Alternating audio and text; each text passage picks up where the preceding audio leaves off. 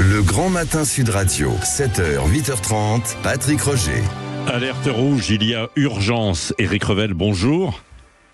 Bonjour Patrick. Oui, urgence pour le déficit de la sécurité sociale, qui pourrait se creuser de 17 milliards d'euros d'ici 2027.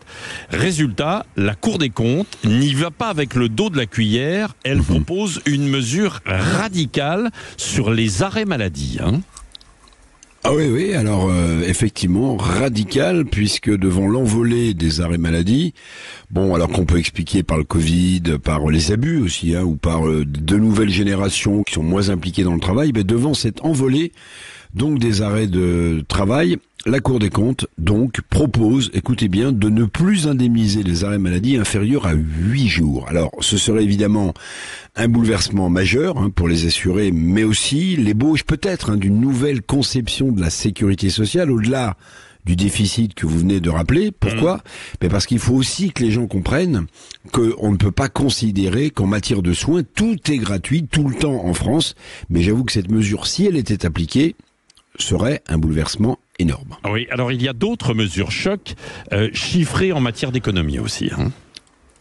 Alors, il y en a une autre, oui, à côté de la réduction donc de l'indemnisation des arrêts maladie, on pourrait avoir également une augmentation du délai de carence. Vous savez, quand on est malade, avant de toucher quoi que ce soit, ça passerait de 3 à 7 jours. Donc en cas d'arrêt maladie, évidemment là aussi c'est du choc, c'est du choc frontal. Si les considérations de la Cour des comptes sont retenues par le gouvernement, alors c'est peut-être bon pour les comptes de la Sécu, voire des entreprises, mais évidemment ce serait là aussi assez violent. Alors ça permettrait d'économiser 1,5 milliard d'euros. Vous vouliez un chiffre dit en tout cas à la Cour des comptes, ces deux mesures. Bon, je rappelle quand même que l'État en cherche 20 milliards d'euros d'économie par an en ce moment. Si vous en avez d'autres, des milliards, allez-y. Oui, parce qu'il y a une grande offensive et la Cour des comptes y participe là pour raboter, réduire. Oui, bon, ces mesures choc de la Cour des comptes sont tous sauf un hasard, évidemment, on se souvient, tout le monde s'en souvient.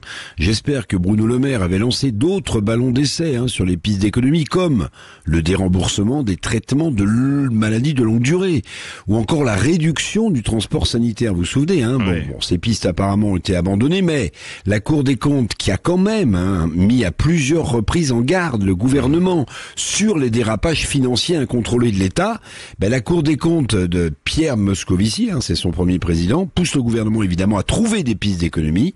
La nouvelle réforme de l'assurance chômage, Patrick, c'est 3,6 milliards, on en a parlé il y a pas longtemps sur Sud Radio, d'économie.